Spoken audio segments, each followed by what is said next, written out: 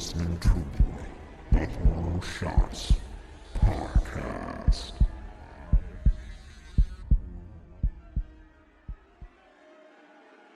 Hello again and welcome to another episode of the Horror Shots Podcast with me, Casey.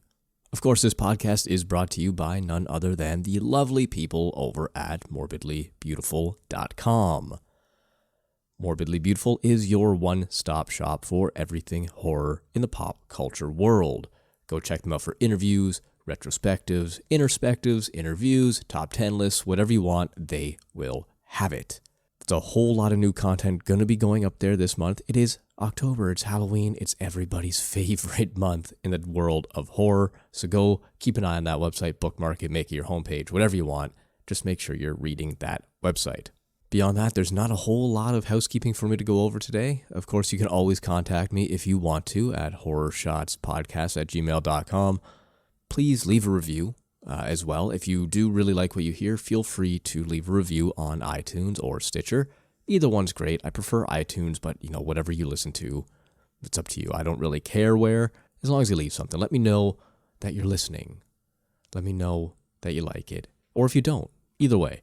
Beyond that, I still am working on that new podcast, By the Candles Light, which should be out. I'm aiming for the week of Halloween. It's all about scary stories, so I think that's a good time to launch it, but I will keep you updated regardless.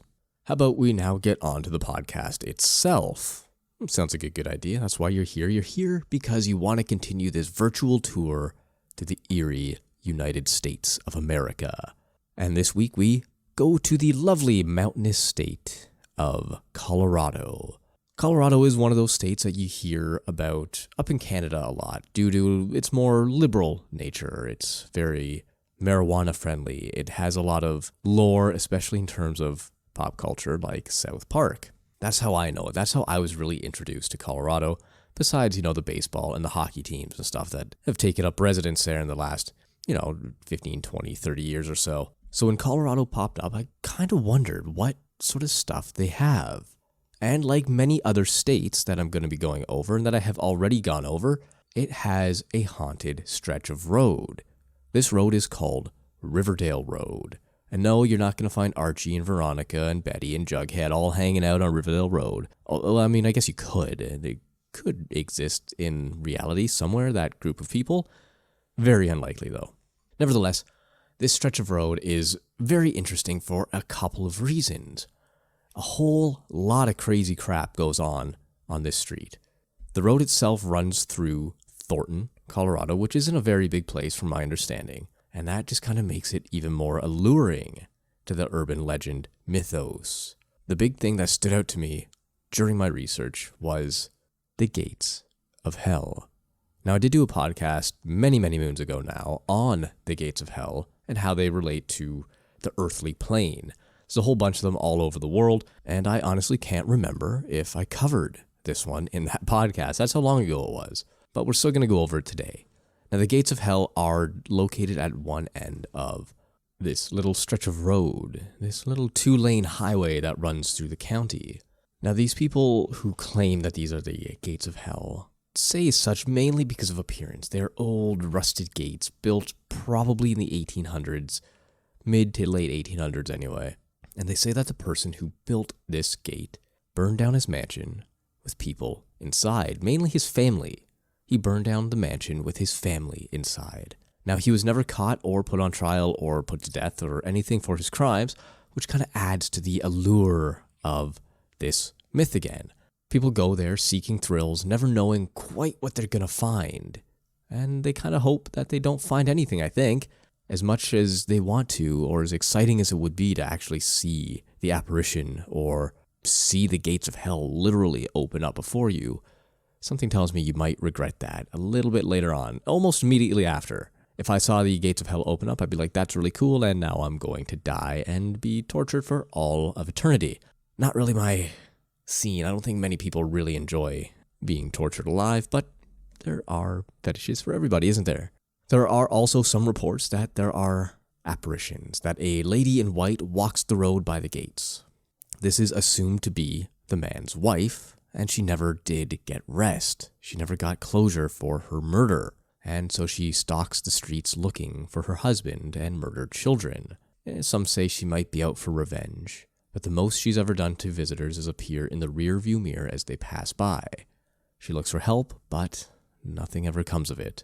That kind of reminds me of the Arkansas legend, with the girl, the phantom hitchhiker, if you will, the little ghost girl. I told you we would come across that little myth one more time, and I did not lie. Here it is in Colorado. A couple of other weird things that go on along this road are a jogger might even chase you. There are accidents that happen along this highway all the time, and a lot of them happen to do with cyclists or joggers or hikers, people who aren't in, a 1,000-pound vehicle or 2,000-pound vehicle, however much cars weigh. They're not surrounded by this shield of metal and they get hit in the middle of the night or by somebody who's just not paying attention. And so there is a jogger that haunts the roads.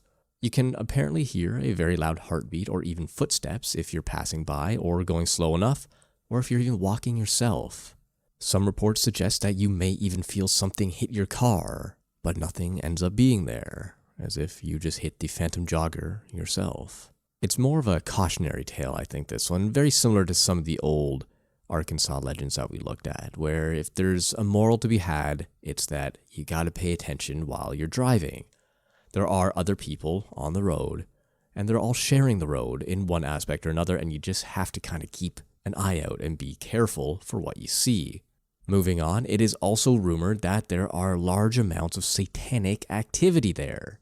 Now, what that means is always a little bit vague. See, if you are familiar at all with the satanic religion, then it's a very peaceful religion. It's not a very violent or malevolent one. They don't try to summon spirits. That would be more occult. An occult and Satanism are two different things. Occultists are more of dark witchcraft and more things along that line, voodoo, summonings, that sort of stuff. That's not really satanic, at least not my understanding of Satanism anyway. But people do obviously confuse the two. They associate the devil or Satan with evil. Nevertheless, people do associate Riverdale Road with some sort of sacrificial rituals. People used to live along Riverdale Road, and there are some structures left behind, like old chicken coops and empty buildings. These structures often have fresh graffiti on them, and even headless animals are often found nearby. It was believed that back when people did live on Riverdale Road, that they would perform these rituals regularly, and they would keep chickens in the coops for nothing more than to sacrifice them to whatever demon or deity they were trying to raise. And if you are trekking through that area even today, there are more reports of people hearing footsteps growing closer and louder the more they trek and the closer they get to these structures and these old coops. If demonic rituals aren't really the thing that scares you in the night, and maybe you are more of a true crime junkie, or you really get scared by actual historical events, then this one's right for you. Now, America, as we all know, has a very long and dark history when it comes to slavery and human rights in general. They're not always on the front line when it comes to making sure everybody's included or being inclusive. Of course, today things are much different than they were hundreds of years ago, but the fact of the matter remains that slavery was a very hot topic in the United States, especially a few hundred years ago. And sadly, it wasn't uncommon for something called a lynching to occur, where somebody pretty much gets hung up and strung from a tree by their neck. Now, that happened a little too often for most anybody's liking, I think, and it's safe to say that these unfortunate souls would be left angry, left wanting more, left a haunting, if you will. Some say that if you're driving along Riverdale Road, especially at night on a full moon, and you look off into the cottonwood trees, you will see the silhouette of people hanging from the trees. Their spirits and their entities and their ghosts remain, never really fully able to move on. Now, of course, that, as I said, is one of the more tragic and disturbing real-life events that you do find when you go searching for urban legends in any part of the world. There's always a tragedy, or generally always a tragedy, associated with these events.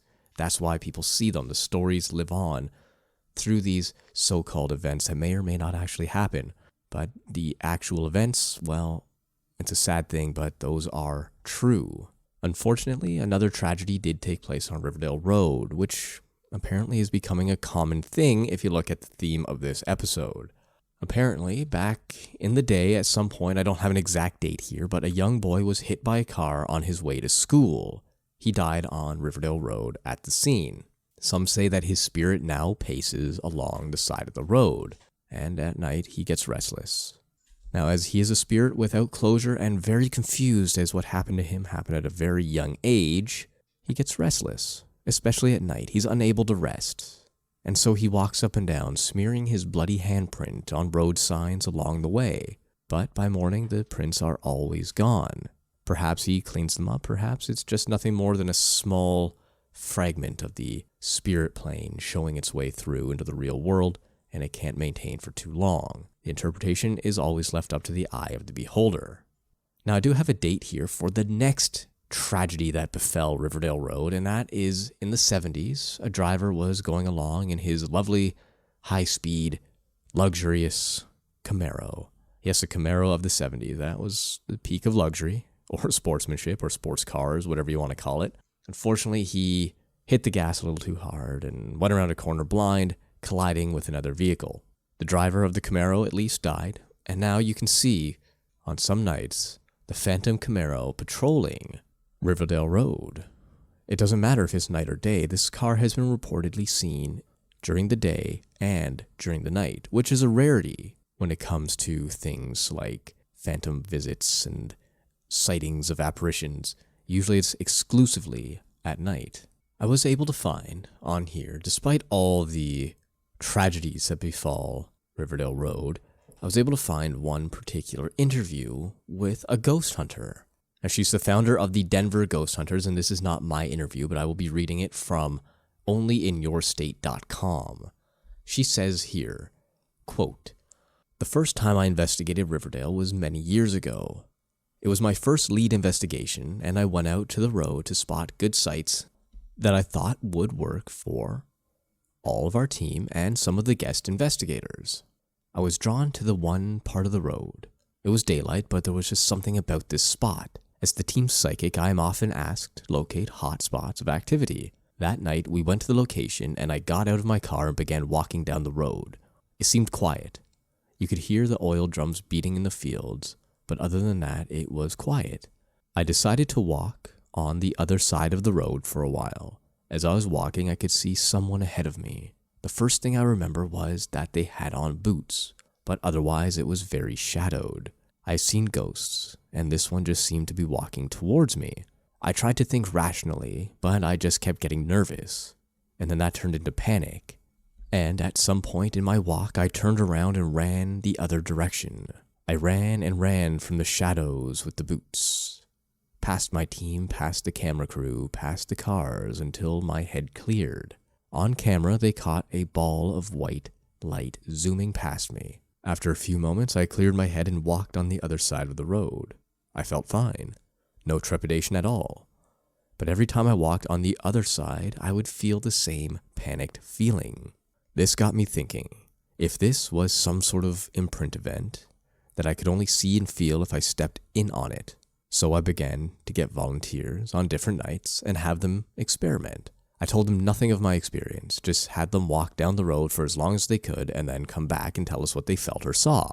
Some have reported seeing a shadowy figure, others felt scared, some ran back to the car, some felt like they were being followed, and others just felt ill. We've captured video, EVPs, and photographs, but the most compelling is the sound of the footsteps behind you as you walk along the dark road.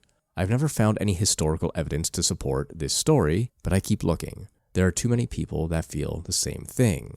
End quote. So again, that was the founder of the Ghost Hunters of Denver, or Denver Ghost Hunters, director Stephanie Johnson Smith, and that was her professional take. So if a professional says that there's something going on, and if you believe in that sort of psychic energy feeling aspect of the world, then this is definitely a spooky spot.